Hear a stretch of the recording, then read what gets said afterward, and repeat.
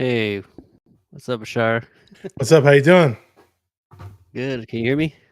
Hey, great. Hey, fine. Yeah. All right, yeah. Well, my name is Jordan Medeiros. I am part of the Locked In Golden State Warrior podcast. My co-host tonight is not available, but I am with a guest host, Bashar. If you know him from 49er Minded, please go follow him. Um, Bashar, how are we doing? I'm doing good, man. I'm excited to be on here. Happy. Thank you for inviting me. I know lately we've been collabing. Brandon and I collabed with you and Brandon on the recent shows. Yeah, good game one, huh? A lot Yeah, better than pretty people much. thought it would be. So, Yeah, really good. Again, thank you for being here. This is new to me, so bear with me, everybody. Maybe Bashar, you can help me along. But oh yeah, um, without a doubt, I definitely will. so going into it real quick, like you mentioned, no one expected this probably right out of the gate.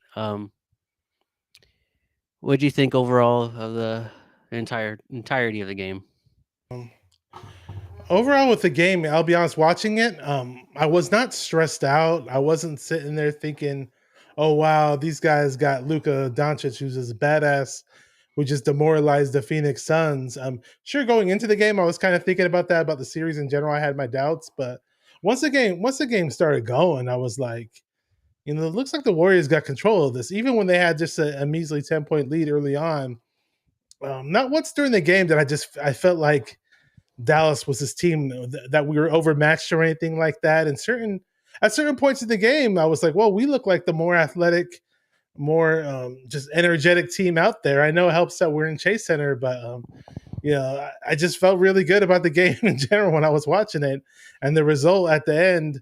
It almost didn't surprise me because we looked so good. But obviously, I didn't expect this big of a deficit. But it was just awesome to see the Warriors playing at this high level.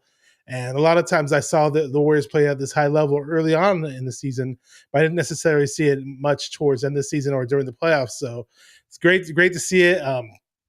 Love what I saw from most of the players, and I'll get into it in more detail. We'll bring up certain players, and yeah, man, I just liked what I saw out there in general. Obviously, who wouldn't? Yeah, exactly. Honestly, when I started watching it, and when they started, actually, what I enjoyed most is that they didn't shoot many threes. I mean, they did, but they were really more into 2 point shots to this game. So I always say attack, attack, attack, because if your 3 point shot doesn't go in, it kind of helps the other team drive and score, get fouls. So that was good. Other than that, what do you think of Andrew Wiggins tonight? Wiggins, I didn't necessarily sit there and focus on him like crazy, like I should have, but in spurts when I did, though, I was like, "Whoa, this guy's making some nice defensive plays on Luka Doncic." Now, Luka, I thought Luka was going to have his way against guys like Wiggins or against us in general, assuming Draymond wasn't guarding him, just for the fact that he's this bigger guy that can back people down, and it's almost like a slow, much lesser athletic version of LeBron James. That similar style of play, though, in general. LeBron James is this big, strong, point guard slash power forward type of player. But obviously, LeBron has way better defense and way better athleticism. But it's just that Luka's just like bullying force, and to Luka's credit, he could shoot a lot better than LeBron. But for whatever reason, man, Wiggins was looking pretty damn good against him. And if Wiggins could keep it up for the rest of the series, hats off to him, man. I'd love to see it. I've been a big Wiggins doubter at points and times during this season. I just hated at times of this season, even the playoffs, where not one person would be on Wiggins, and they throw him, throw the ball to him wide open, and he completely brick a wide open 3 pointer. Yeah, So I it's just know. like, I've had my frustrations with Wiggins. I've had my frustrations with Kevon Looney, but Yeah, these guys are just coming out and playing, man. I can't complain, man. I honestly can't. If they can keep it up like this, hey, hats off I, to them, man. I hope so. Yeah, he played really well against Luca. I think the whole defense played well tonight, and that's what propelled the offense to unload on them. Um, what do you think about Steve Kerr being back? Do you think that really helped?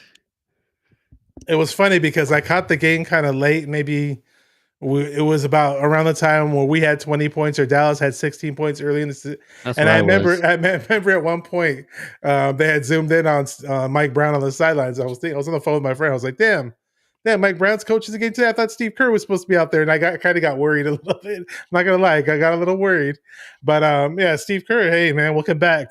Great to have him back. Good to hear that he's not, doesn't have COVID anymore, I guess. And that was like kind of a little bit of Well, a he had a mask scare. on still, so Yeah, yeah. They say everybody's vaccinated, but some people still kind of get it. Otto Porter Jr. came back. That was big. That yeah, was huge.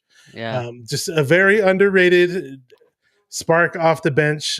He's not this big time famous player or anything. Even when he signed him, he was completely out of my radar. I didn't know who he was when we signed him, Well, but he was always hurt. I had people tell me, "Oh wow, the Warriors got Otto Porter Jr." They were excited. I'm like, "Who?" I'm, I love basketball, but I'll be honest. I don't sit there and focus on every single team in the NBA and every single player. So I don't, not the same way I do in football, so to speak. But still, great addition to the team, man. And his presence was missed at times during that Grizzlies series. So to have him back, I was like, I felt pretty good. I was like, just another. We got a lot of small forwards, some tweeners, small forwards / power forward type guys, Yeah, and not like your '90s power forwards where they're all big and buff or anything like that. But not it's like, anymore. yeah, it's like especially with this guy Luca, we have to throw as many guys at him as we can. And Otto Porter is just a great piece to have. He's got long arms. He's got the old man type athleticism. You could say he's still athletic, just for an older player, and he can always hit the wide open three for the most part. And just a great guy to have, man. Just a great addition to the team, and how he's just like almost like a missing piece of the puzzle, you could say. That's true. That's true. Yeah, his presence was definitely needed. I can't wait till GP2 comes back. I love that guy. Um, so in other words, so going back to the defense, do you think the Mavs will probably look at the tape and then adjust? Obviously, or do you think our defense will be more elite the next game and so on? I mean, they might change things up a bit. I'm just not sure. I haven't watched the Mavericks much during this season, Mhm. to be honest with you. So I'm not sure what different kinds of styles they can play. The only style I've been familiar with the Mavericks is just Doncic with the, if I say his Yeah. name right, with the rock in his hands all the time and bullying people and sitting at the 3 point line, setting people up, and it's like everything just running through him. So I mean, unless they switch up things defensively, I'm not sure what they could change. I don't know if you have a better answer to that than I do, but. No, I think they did pretty well. I think Wiggins should just stay on Luca for the whole series. Actually, I even said that in the last series, the last podcast we were on. Um, Again, the turnovers, Curry with his crazy passes in the game. That's got to stop. But obviously, like Stan Van Gundy said, that's probably not going to stop. They're averaging what 16 turnovers a game. So Yeah, this turnover crap is just it's something that almost never go away. I didn't even look up to see what the stat line was. I I think looked it up earlier, but I forgot. But I'll pull it up I again think they ended actually. with 15, but I could be Hmm. wrong. Yeah, but But at the end of the day, it didn't even matter because we're up by so many damn points, right, right. anyways. Yeah. you That's what I know. always say. I'm like, we just gotta accept it because as long as they're up by a lot or whatever, or they win the game, basically, Mhm. it doesn't really matter. But um, you got the stats up right now, I or pulled up the box score just now, actually. Yeah, so give me a second. I'll give you some insight on what the Warriors did. And let me just this. I'm on the ESPN.com website actually. for sure? So yeah, you had it right. 15, obviously, with the turnover, 7 blocks, not bad. Let's see how many blocks this Ooh, Mavericks had. Oh, yep. Mavericks had 7 too. Okay, there you go. Oh no, they didn't. They had 1 block. My bad. It was 7 steals that they had. And, Okay. okay, we had 8 steals. They had 7 steals, so it was And, almost even. Rebounds. We had 51 rebounds. yeah, Curry had what? Mavericks. Yeah, Curry had 12. Curry had 12 rebounds. Dude, Yeah, the Mavericks had 35 rebounds. We out for a smaller team, and we may not come across as this like people don't think of us as a defensive team. They think of us as just all offense and nothing else. But yep, yep. we're just like this scrappy team, and sure Always those have teams, been. yeah, and we shoot those crazy 3 pointers, and even if we miss, we're just so aware. and of how to scrap and get those rebounds.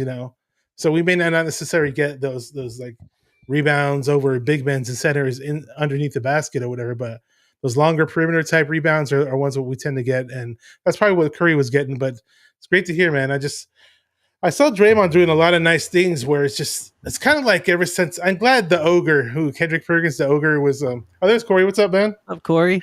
Let's welcome How you Corey. doing? This is Corey Sports Fanatic from Twitter. I was just about to say this really quick. I think the ogre kind of woke up Draymond Green a little bit. It's nice to see Draymond get involved and just do these nice big plays. And hey, he scored 10 points, 9 rebounds, 3 assists, 1 block, 2 steals. So it's certain type of plays that Draymond does will just spark the game and get everybody excited. And those momentum type plays are definitely important. What's going on with you, Corey? What do you think about the game? Not much to say. I think everything of what I was saying in preview shows and everything else pretty much happening with fruition. It's an absolutely god-awful matchup for Dallas. Period. I said this, and you're hearing all the analytics and everything going on. Warriors in 6, Warriors in 7, all this. No, Warriors in 5. I give Luka one game in this, playing on his head, scoring 45 or 50, and carrying it. A lot like what we were talking about in last series, which, of course, went a little awry from that. But what I said, and I don't know what I missed in the first 10, 11 minutes of this podcast, but Dallas ended up playing up on the Warriors on the perimeter. Well, the problem with that is, and playing zone. The problem with that is all the back doors all over the place, dunks, wide open dunks. It's a bad matchup for Dallas because they don't have the size to contend with us down low. Yes, their perimeter defense can work. The way that Dallas is going to be able to win a game or two is they have to shoot out lights out shooting and have Luka go off for 35 or 40 a game minimum. The defense overall is somewhere kind of in the middle of the pack. I think maybe top 10. But outside of it's pretty much all the perimeter defense. You looked at the first half, neither team shot the ball well. The problem that I saw, and the adjustment came in, is Dallas ended up having maybe not twice as many shots, but they had a lot more shots than we did in the first half. Neither of us shot well first half. Came into the third quarter, same old Warriors. You're close, you're tied. I think they were up by 9 at halftime. Yeah, Game was over going into the fourth quarter. Yeah. So the moment I saw Curry doing that little dance that made it 64-47, I was like, we got these guys. Yeah, game over.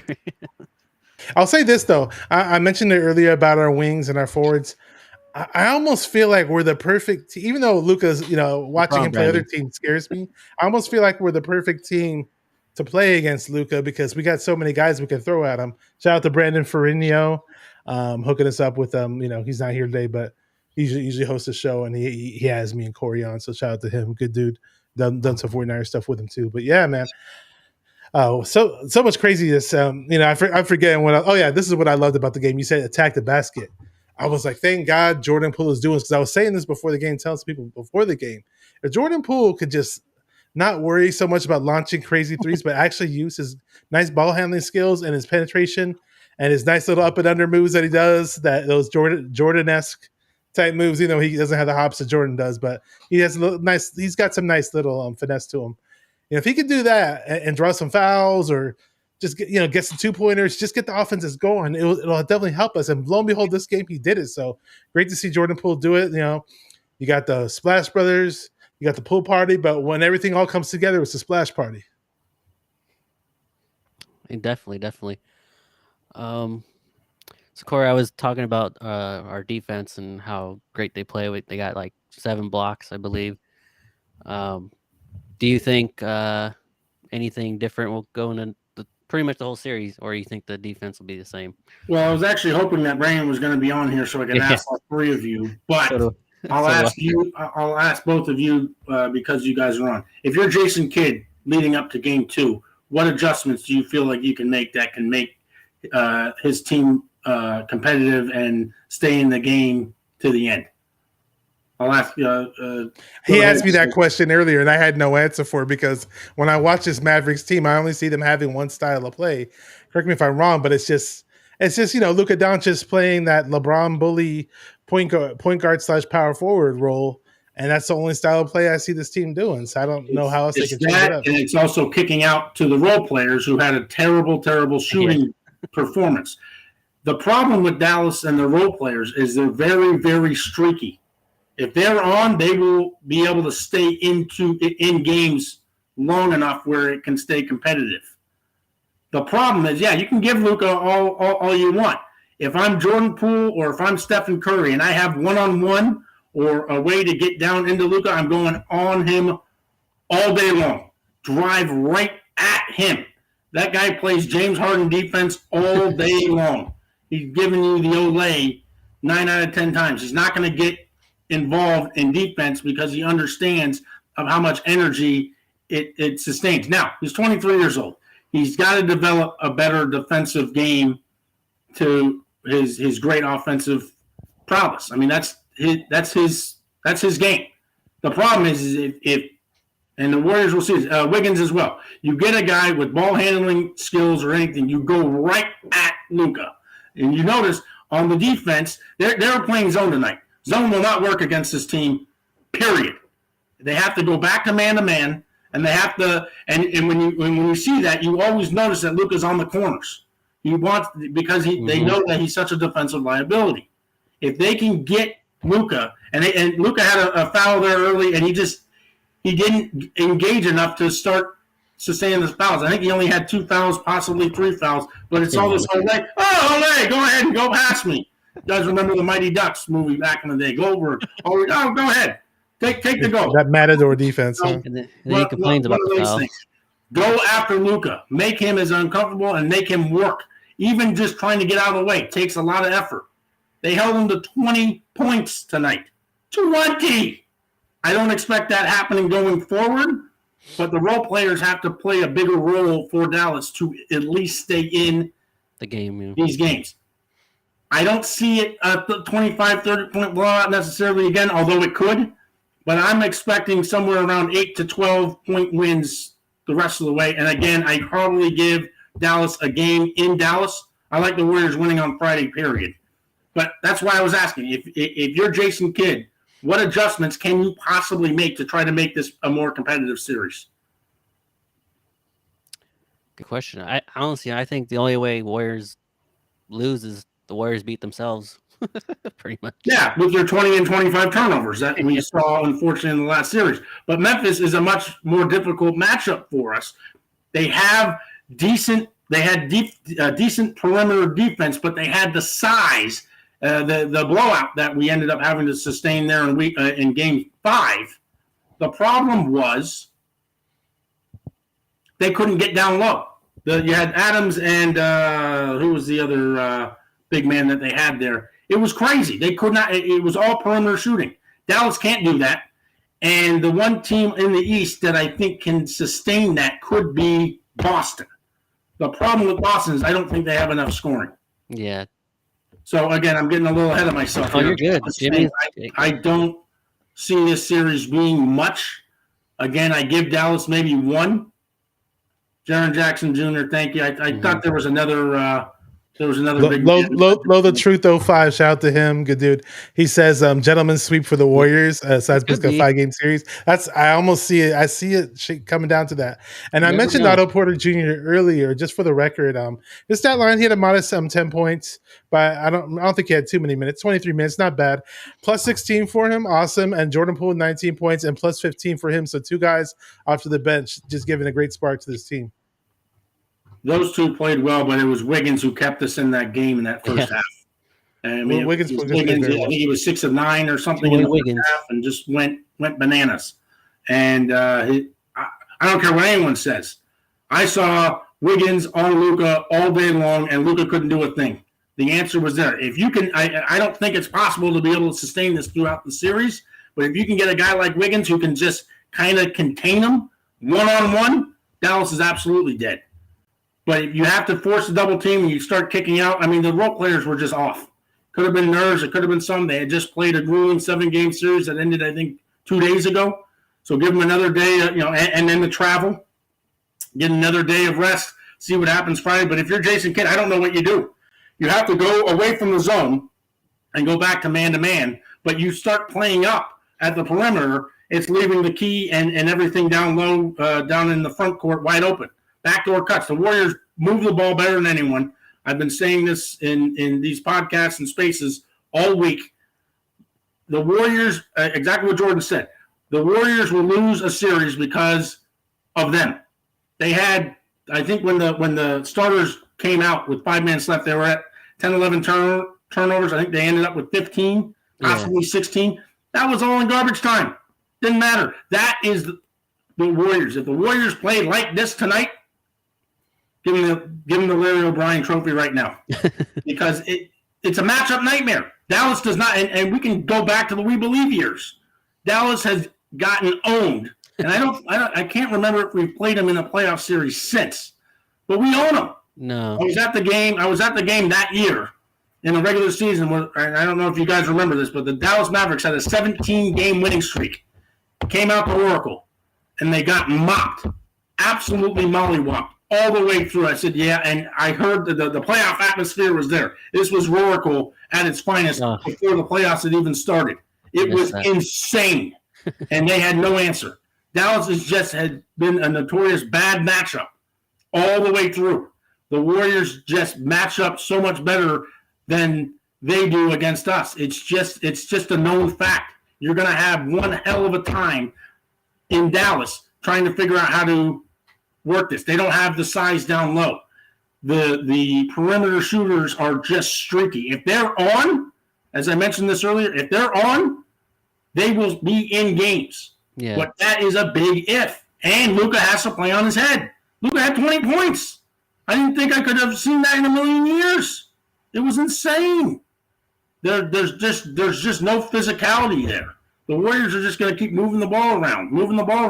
And if the series keeps going like this, keep Gary Payton away until the save him for the finals. I heard he's going to be coming back fairly soon too. He's come back before this series is over. Yeah, they already took his splints off his arm. So. But let him sit and let him rest. Get an extra week. Really if this series, and I think I did the math, if this series goes 5, the Warriors will still have 5 days in between that series ending. Finals doesn't start until the 2nd, and they're not going to be changing that around in any way. Mm-hmm. The finals are always set, just like the Super Bowl, just like the World Series, just like any sport. Finals are always set. June 2nd, which I believe is 2 weeks. 2 weeks from today, Wednesday. That's crazy. It's fast. Get through this series as fast as you can and rest. Get Porter's foot back normal. Get Payton hopefully back and being able to get in. You're going to need Payton in the finals one way or another, and it's going to be big. But you mentioned Porter because it's like I almost like why not integrate Bjelica or Kuminga or those guys a little bit more because I know Porter played well tonight, but like you said about his foot, why risk his injury, Kuminga, I think, is still too young. I think he's still making those rookie mistakes, and I really see Bjelica being limited. I don't see him. He doesn't go put up quick. He's a spot shooter who can play some pretty good defense. I like the role that they have with Bjelica, Damian Lee, Kuminga. Moody hit a 3 there late. Leave him there for kind of garbage time, or if someone gets into foul trouble. That was my next question. Bjelica to me is a very limited type of player. Good defense and a spot shooter. He doesn't drive. He doesn't have the ball handling skills that a Curry or a Poole or even a Wiggins has. And I'd like to see Klay Thompson stop trying to dribble the ball like Steph Curry. He keeps dribbling balls off his foot and keeps turning the ball over. Yeah, he did that a couple of times. Work on the defense and just leave it at that. I'm going to go through the stat line really quick. So Klay Thompson did have 15. They gave him plus 20. Curry had 21. Curry had an awesome game, 12 rebounds, obviously. He was a plus 23. Kevon Looney, Looney had 10 points. Okay. Yeah, Looney, remember that one time in the game where like Looney took a step from the free 3-point line and just Looney's like shooting it, and the moment Looney hit a shot like that, I was like, Warriors got this. 21 point, 21 footer. for sure. Yeah, it's like There's a foul call on him. That Wiggins wasn't a 19 foul. points. Wiggins 19 points plus 28, 5 rebounds. He just and 1 block, but he was just looking really nice against Luka. Hats off to him again. How many rebounds did he have?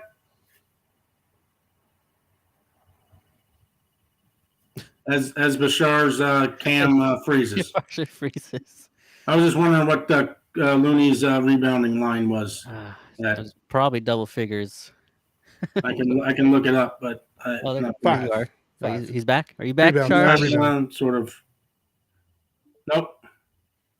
He'll come back. No, I don't have it in front of me.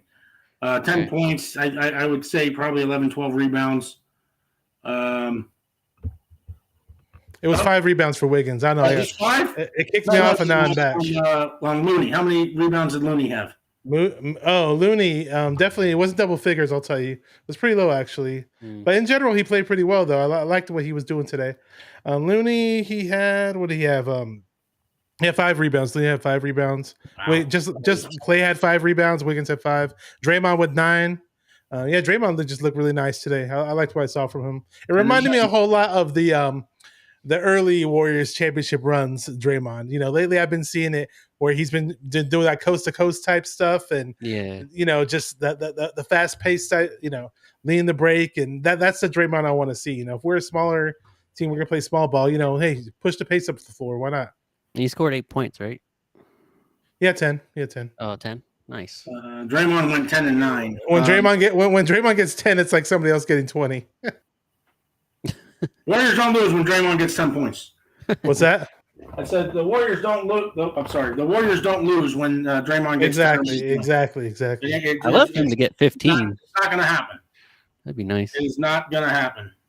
So that was my next question. So I know they had garbage time, but do you think in this series we see more of Kuminga and Moody and Anderson and Belisa? I'd like to see Kuminga just for the simple fact that he can attack the basket better than almost anybody on the team. But we'll see. Curry's been a bit reluctant with this whole rookies and the young guys, and I do get that, And a lot of these veterans seem to. We were talking about like the whole ball movement with the team, the structure of the offense. A lot of these veterans are a lot better with that, more so than guys like Kuminga and Moody. So I do see that part of it. But I'm just a big Kuminga fan, so I'm like eager to see him on the floor anytime I can see him. So. I believe that you will see him, but I think you'll see him more in the finals. Just because I don't think you just right now you just don't need him. Just have him learn. It's a visual thing. Just have him sitting on the bench, coming in garbage time. He had a rebound in there. I think he had free throws. I think he had a couple points in there too, if I'm not mistaken. I can't everything after the starters came out of the game a little blurry to me, but Dallas is just a horrible matchup for Dallas. I mean, there's just no other way to say it. The only thing, and I'll nitpick here because that's essentially all we can really do at this point. They only had 24 assists tonight.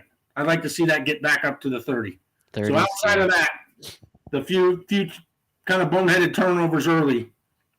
They gotta make their free throws. And make free throws. Nice. I mean, that this is starting to get a little ridiculous. Probably missed 3 or 4 tonight. That's terrible. The turnover differential between the Warriors and the Mavs was they had 13, we had 15. So yeah, we were bad, but Mavs were almost as bad as us turning over the ball. So take the last 4 or 5 of those in garbage time. So true. Relatively speaking, we actually won that battle. But Dallas again streaky. And not enough size to contend. Boston would be the one scare, and not to discount Miami because Miami is a very, very good team with Jimmy Butler. But I think we have the defense to be able to contain them. I really do. Yeah, Boston lost, but just going into that whole finals and just watching Boston throughout these playoffs and past playoffs, I always just saw them as this super scrappy defensive team that I don't know. I kind of feel like they gave us some problems, and if we face them, we face them. It's all good. Yeah. They're very well coached. They're very well disciplined. Wow. Oh, wow. That's a huge shooting difference. There is a very good point. All Dallas had was essentially there was one stat early, in the first half where I think Dallas, where they took 19 3-point attempts in the first quarter, which was, I think, one behind the all-time record. I think they only had like 4 two-point attempts in that entire first quarter. They are settling. The Warriors, where they were shooting a lot of threes early, I think they were 2 of 8 at one point. They shot less threes than Dallas. Now, Dallas is the most three-point shoot, take the most attempts of any team from the three-point line, but all they did was settle because they knew the Warriors had the size with with Looney, with Draymond, maybe Wiggins in there. I mean, you saw a couple very, very impressive blocks in there as well. I think Clay had one in there earlier. That was just very, very impressive. I like that Draymond and Curry one they did together. That one block. And Curry was lucky he didn't foul him. Curry didn't have to jump, but lucky they took care of that. But 7 players in double figures. You're just distributing the ball, and what Kelts just said, they didn't settle. They worked it down, and they knew that they had. I mean, it's just a matchup nightmare. I mean, I keep reiterating it, but Dallas. That's why I posed the question earlier. If you're Jason Kidd, what do you do? Move away from the zone and hope that the players can shoot better. Love the Truth 05 in the chat. Shout out to him again. Says Curry is going to go to the rack a lot more often than usual because the Dallas Mavericks had no shot blocker. Well, they got Bobanovic sitting on the bench. I don't know if he's a shot blocker. He's a big guy. He's a big guy. Took care of that tonight too. Poole had a couple. I love the fact. I love it when Curry takes it to the hoop and drives around people and gets those nice little layups. And it makes me. It just when Curry's doing when he's using that part of his game, I just feel good about the Warriors game that I'm watching. And in most cases, we win when he does that. Pretty much. I like when they all attack, to be honest. Not settling for the 3 all the time. Anybody has any questions in the chat, feel free to shoot away. I mean, we've kind of covered a lot of the areas of this past game. There's not really a whole much because they blew it was such a blowout, There's not much to. Still not a perfect game by any stretch of the imagination, but actually, they look pretty good. Sorry about that. Go ahead. So Corey, I actually asked Bashar this earlier. What'd you think of Steve Kerr being back? Oh, I think it's a huge asset. I think Mike Brown is that type of coach, and good luck Sacramento with this. And I mentioned this on various spaces, mine included. Mike Brown is horrible at adjusting. I mean, it's just one of those things. He just kind of sits there and hopes that the team can figure it out themselves. That's not a coach. Coach has to be there, having his players' backs and being able to guide them when needed to be able to make sure it doesn't happen. I mean, they were getting blown out there in Game 5 in that last series. He had no answer. I think it was a huge asset him coming back. Mike Brown can just kind of stay there on the defense and just come back to his role. But as I said, I would just like this series to be over as quickly as possible just to get the extra rest. Hopefully not have to travel very far. Hopefully just go to Dallas the one time, game 3 and 4. If Dallas ends up getting one of those, come back game 5 and clinch it on home turf out here in San Francisco, and then just sit for 4 or 5 days and just get Payton back, Heel, Porter, and any other things. I thought he looked pretty good first game back, but just rest and it's a grind. And that last series took a lot out of him, just with the physicality, with all the craziness, with the flagrants and everything else. Early is better, I think, in this. But yeah, Kerr, I think was a huge. I think Kerr was a huge asset. Yeah. So Love the Truth 05 said, who do y'all got in the East, and how many games do you think the series will go to? And for the record, I didn't get to watch the game yesterday. I was actually on a live stream with somebody else, these other guys on the Locker Room Rant, and shout out to those guys. They're awesome. But while the game was going, I saw the final score. But if you guys have anything to add about the Miami-Boston series, for me on paper, I love what I see from Boston in terms of a basketball analyst point of view. I think they're a really good team and hard to beat, but hey, they lost the first game. I didn't see what Miami did to them. So if you guys can elaborate that, go ahead. If you can answer this question. You didn't watch either. How about you, Corey? Did you check it out? I'm the only one who actually watches basketball that doesn't contain the Warriors here. I mean, what's going on? I usually Depends. watch it, but I was busy last night. Depends if I'm busy or not. Boston looked very good up front.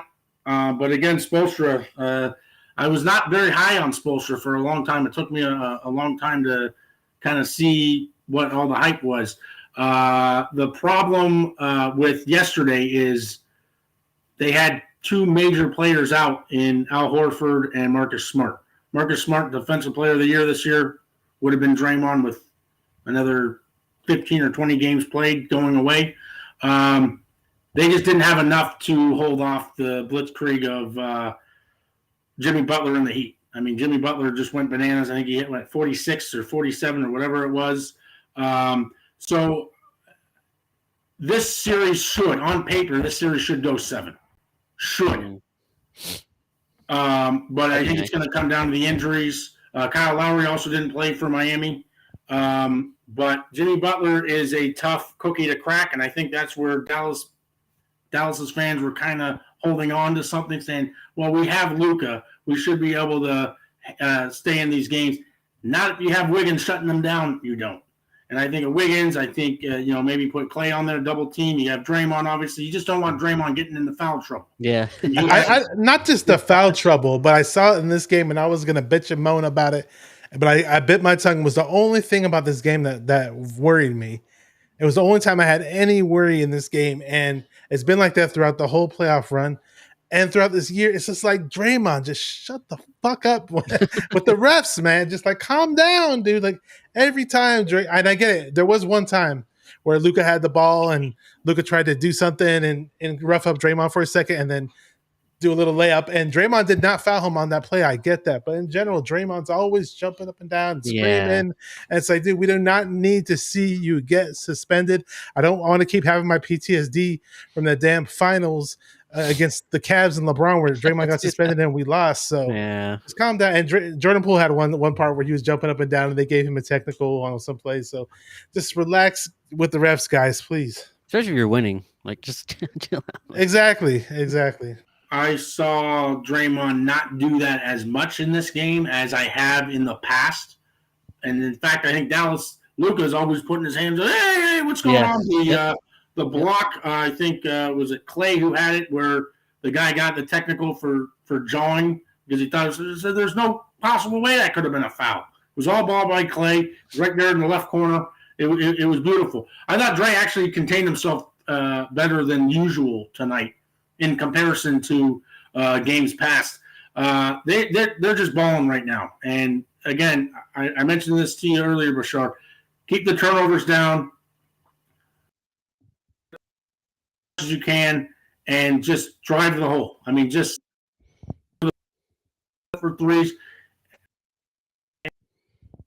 This series should come out in our favor. I'm just curious on Friday to see what adjustments Jason Kidd makes, because I don't see him having enough to play with. I know Tim Hardaway went out earlier this year, and I think there was another player in there. But I think the fouls were a little sloppy tonight. But I just like better shot selection, especially from the perimeter. They did miss some wide open shots, but they got lucky because, as I mentioned, with Role players. With the role players of Dallas, they just had a really bad night. Can't expect that going forward.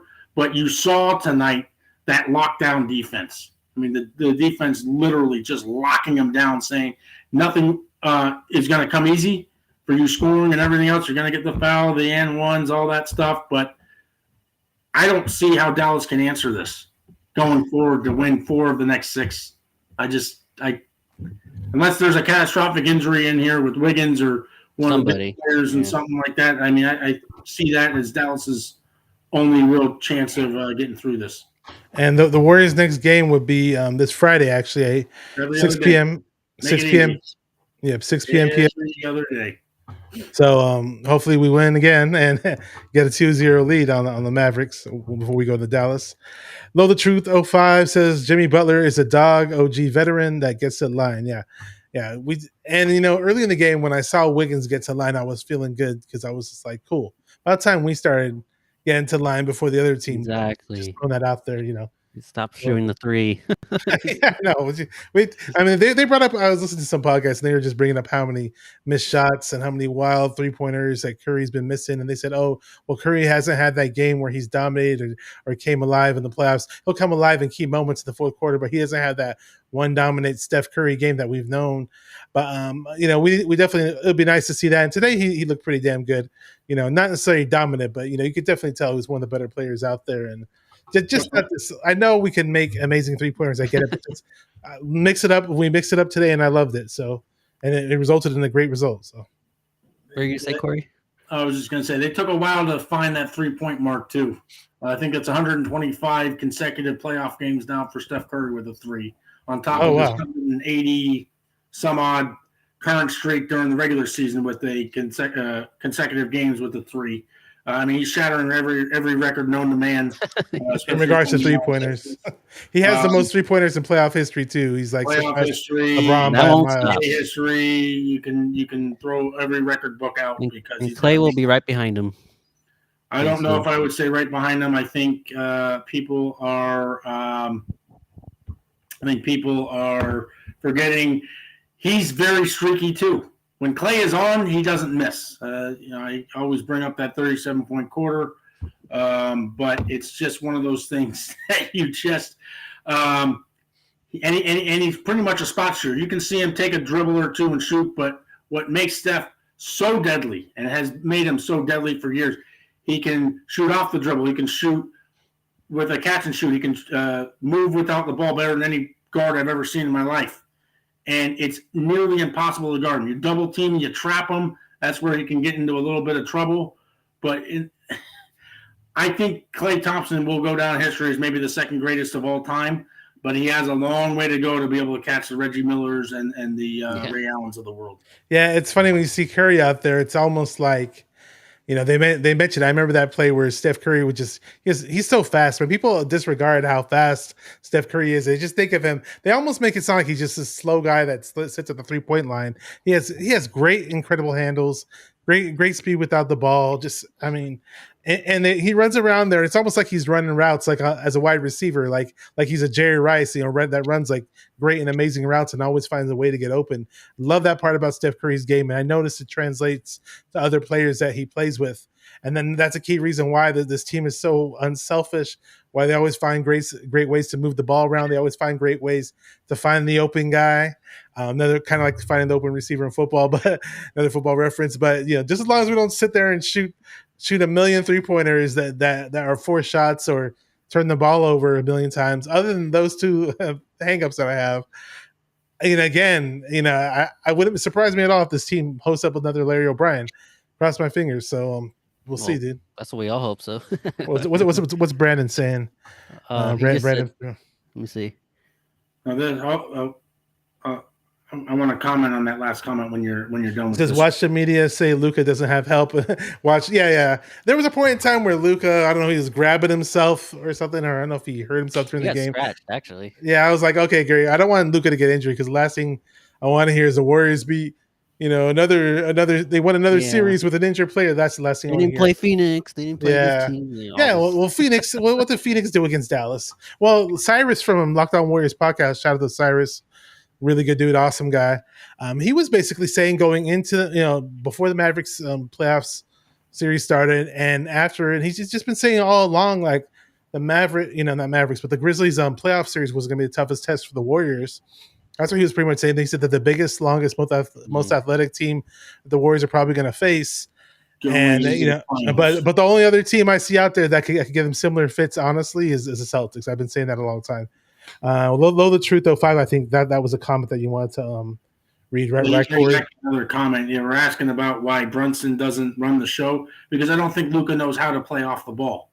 Luka has to have the ball in his hands, running the show like a James Harden, like a Russell Westbrook, like LeBron James in a lot of ways.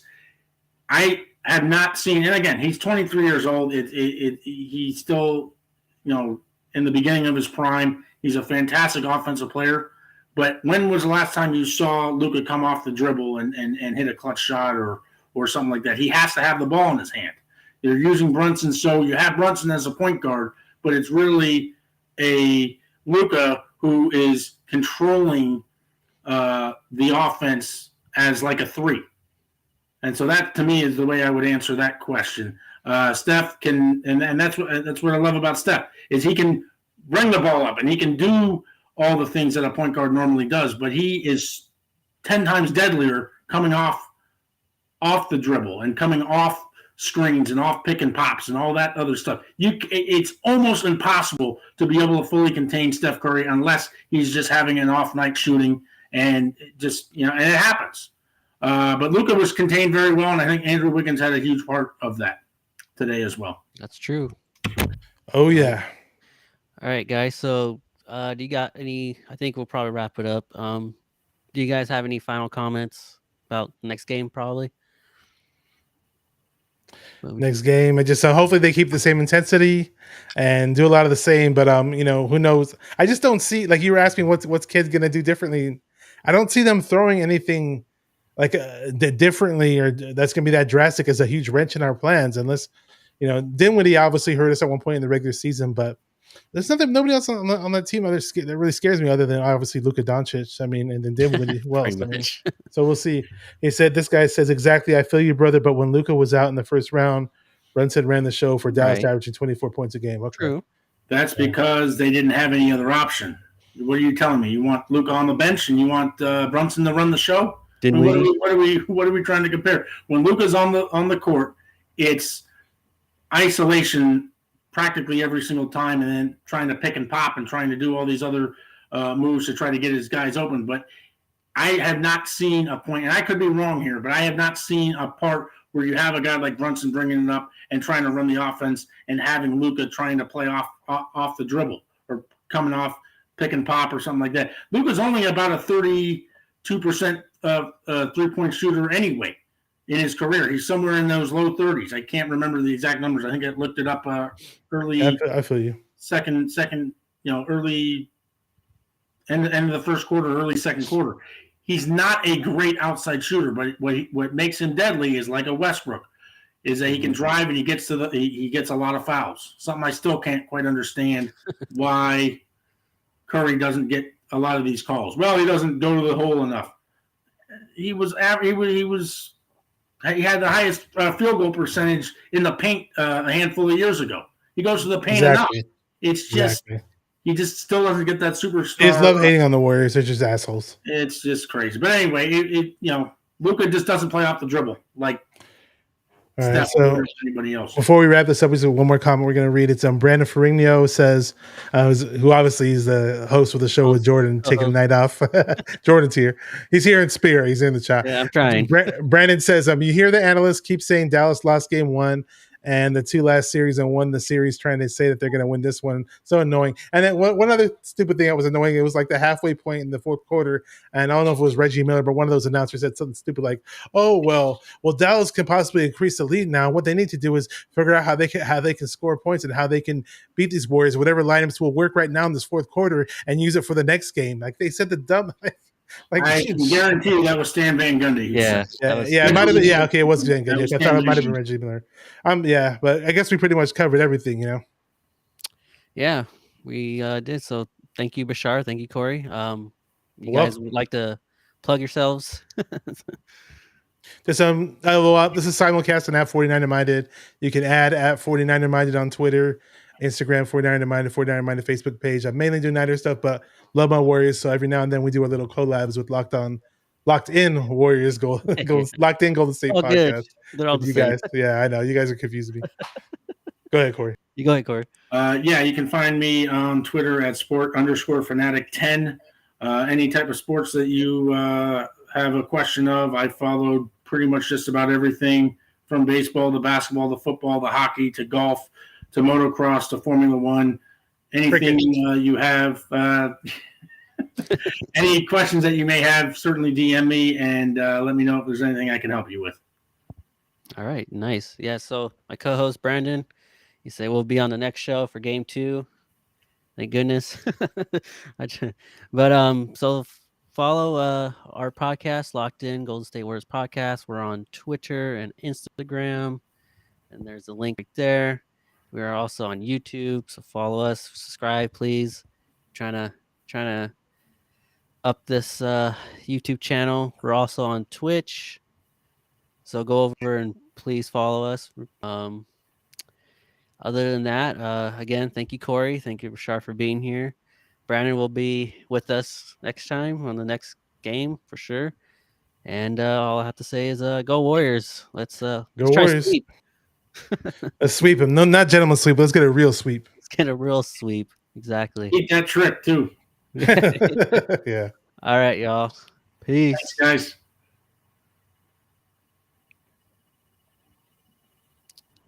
Hold on.